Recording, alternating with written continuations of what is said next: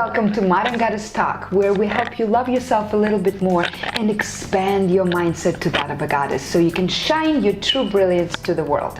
I'm your host, Dr. Marina Kostina, and today my guest is one of my spiritual teachers, a woman who actually got me out of a very dark place in my life. She is a spiritual director of Flowering Heart Center, located in Downers Grove. She's a Reiki master, a yoga teacher, a trained certified oneness trainer, Reverend Kristin Panek. Thank you so much for being here. I'm so happy. I'm so happy. Thank you for everything that you've done for me in my life. I used to drive to you every week because this woman is really like an angel, right? And you have such so much. You live spirituality. You live spiritual life. You really lead it. You really follow it. And today's topic is about money. Yes. Something that society usually doesn't connect with spirituality. Yeah. So, yeah. What do you think about this? That's, I think, done us all a great disservice, because what oneness teaches is that when we feel fulfilled, so it's natural to have desires. Those are actually, our higher self is playing into that. We're meant to explore the world, to be in it, to enjoy it. And when we feel fulfilled, we naturally contribute back to each other, to society. We take care of the planet. It all flows from being happy and fulfilled. And part of that is the money that allows you to fulfill your desires. So if I want to have a new car, Kristin, does it make me a very not spiritual person? Absolutely not. Absolutely. Okay, good. Thank you. In old days, it was this idea that spiritual meant abstaining, and that is a valid path. But there's maybe 1 in 10,000 people who could do that. Maybe fewer, and that's a path of sitting in a cave in the woods, going without. But all of us are meant to what we call a householder enlightenment. All of us are meant to grow in consciousness and be in the world, both. I love that. Householder enlightenment. Oh my gosh, that is really cool. So there are different types of there are different ways of expressing our spirituality, right? Is that experiencing our spirituality? Absolutely. The spirituality is where your consciousness expands, so you have a greater awareness of not only your actions but their impact on others. Mm-hmm. And it's also about finding that still point within, that place of centeredness. And when you're in that place, that's when you're productive, creative, inspiring to others, and you bring that into your workplace and it will turn into profits. It cannot be any other way, because you're creating a field in which people can tap into their fullest potential. Wow. That's what we all want. That's when people are happy. And that's kind of close to my definition of abundance. Mm-hmm. What is your definition of abundance? To feel full, mm-hmm. to feel that my cup is overflowing so I can naturally give to others. So for some people it's money, but others it's full in terms of love and relationship. Mm-hmm. For others it's great health, so I can be outdoors and fully enjoy, mm-hmm. hiking or whatever it is. So it's different for different people, but it's that feeling full and of fullness. Yeah. Okay, and then how is abundance related to money, or money related to abundance? What is money, really? What is money? Because money is one of the most emotional terms. It has so much behind for everybody, right? Money is energy, and so it's got some beliefs attached to it in our collective consciousness. So for going back, we've termed money as evil. Mm-hmm. It's even one of the sayings is money is the root of all evil, but it's actually not translated properly. It's greed is the root of all evil. Because as money is energy, if we're greedy, like wanting more than we need, holding on to it, hoarding it, we're not in the flow. And so we're in a place of fear and scarcity, actually. And that is not coherent with the energy of money. Money is meant to flow. And so money itself, if we contribute back, there's a flow in, and there's a flow out. And that's how it's meant to be. And there is nothing wrong with that. Interesting, because I went through several of your amazing workshops, and one of them was about money. And I remember that in that workshop we dealt so much not with the money itself, because money is the energy, but with all of those blocks that we have that block our life in other areas, like shame, guilt, fear.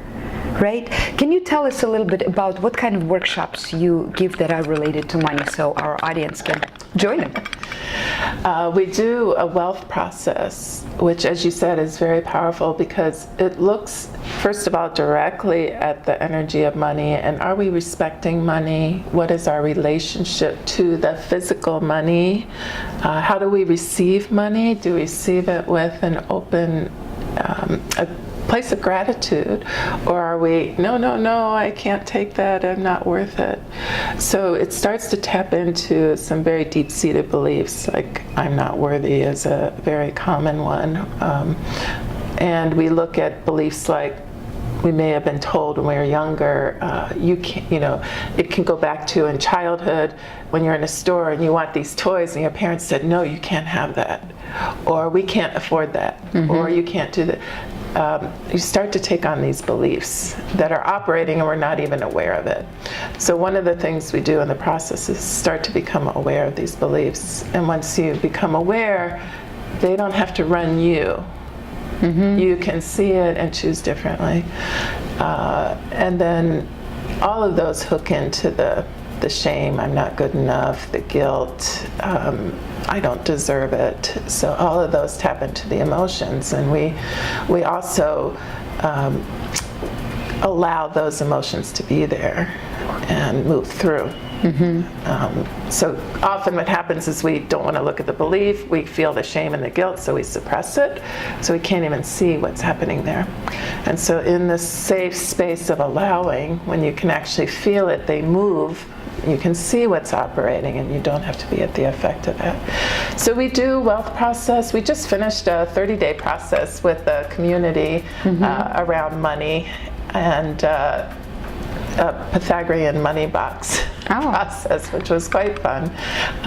And it was about bringing these ideas into concrete form. So you're actually putting money in a box every day for 7 days and doubling it.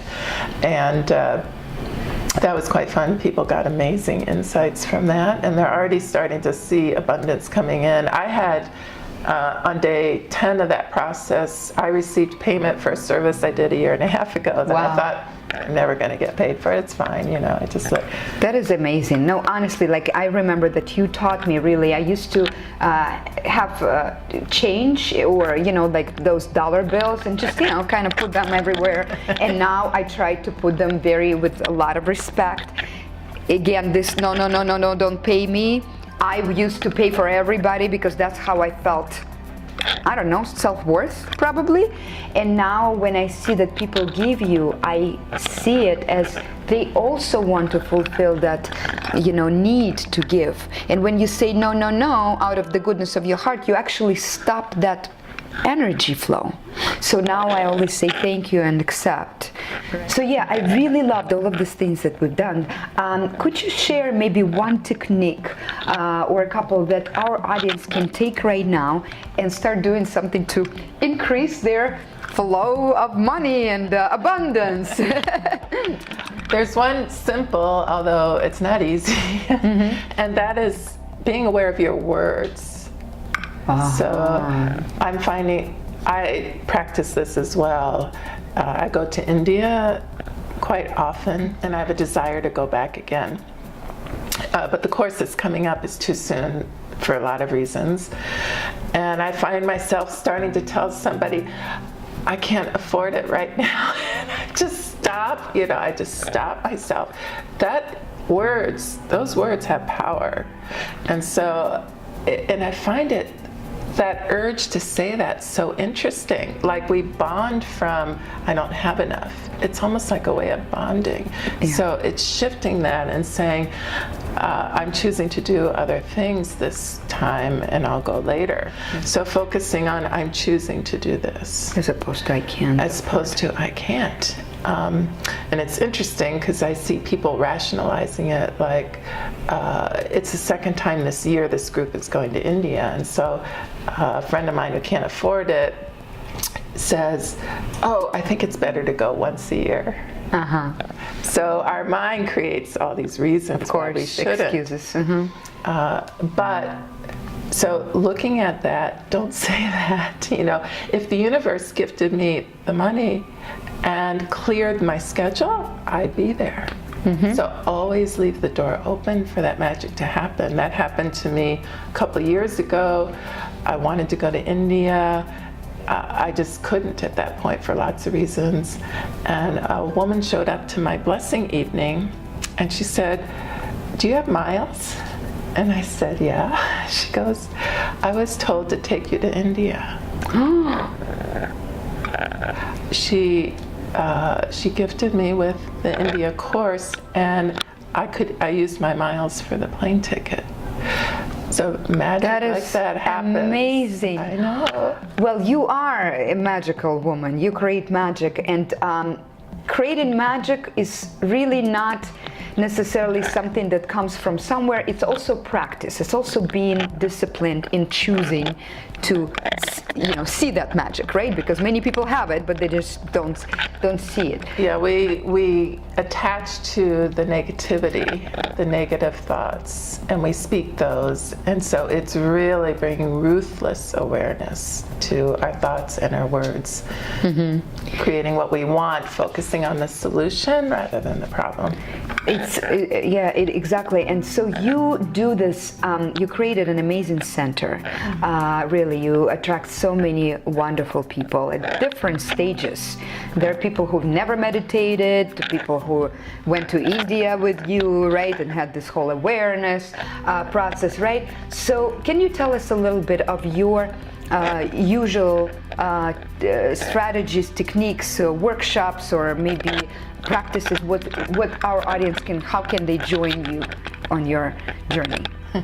The Flowering Heart Center in Downers Grove is open to everybody. Monday and Wednesday nights from 7:30 to 9, we have blessing evenings. And that's where, as you said, people come who are wanting some peace of mind. The world is very fast-paced, and some people are having trouble coping with it because the mind gets activated and spirals down. So they come so the mind can calm down and they can spiral up in consciousness and leave in a place of peace, joy, bliss, all kinds of states, and it lasts. And so that's every Monday and Wednesday night. It's donation only, and we have new people all the time, so anyone can come and not feel like they're walking into some place where they need to know something. You don't. We have, as you said, people from all over. So that happens on Mondays and Wednesdays, and then we have many events. Can you share a big event that is coming right now? Yeah, we're very excited because I take all this effort and fly thousands of miles to go to India for this. It's called The Phenomenon and the Gift. It's happening July 1st and 2nd in Schaumburg. And this is where India comes to us. So they will be teaching, their teachings, processes that clear some of these obstacles we've talked about, bring more awareness to what's happening in our consciousness, and help us fulfill a desire. So that's why it's the phenomenon and the gift. You're bringing one desire into the weekend and using the powerful processes there and the huge energy to manifest that Wow. gift. And so we can really see that happening after this weekend, that things start coming and we become in the flow, right? Over and over. I've talked to most of the people who came last year, and everyone I talked to received what they were asking for. Partnerships, new home, different I have so many desires. What am I gonna do? Can I bring two? Focus, Marina. Focus, Marina. Oh my gosh. Shiny object, shiny object. If that's it, we scatter our attention, actually. Yes. And that is one of the things. So it takes you through 9 steps of manifesting what you desire and bringing you to that still center point in your heart, that place where you connect with your higher self. But once you learn those 9 steps, could you transfer them to another desire later on? Of course. Yeah, So you get those tools. You walk away with tools. So it's pretty much a tool for life that you are receiving during this weekend, right? Yeah, So, absolutely. wow, and you get your desire fulfilled. Oh my God! And this time, the founder of Oneness University will be on screen with us for several minutes. And when he's on screen, he is helping us become aware of what's in our consciousness, which is extraordinary. I mean, that is one of the goals of meditating for long periods of time. And here in a few minutes, you get the benefit of it. So, Wow, very that cool. is incredible. Thank you so much for sharing your wisdom. How can people find you, follow you? We have, our website is floweringheartcenter.org, so they can find us there. This weekend event they can find on brightstarevents.net, and it's one of the featured ones called The Phenomenon and the Gift. You can find us on our Facebook page, Flowering Heart Center in Downers Grove, and the community put together this beautiful Flowering Heart Center Miracles page. Oh, Which they've been posting daily for a year. People just feel the gratitude and they go on and they express it. So that's cool to look at as well. that is really cool. Yeah. Thank you so much for everything, for blessing us all. And we hope that you guys are going to join this angel right here. And have a wonderful day. Happy vibes, happy lives.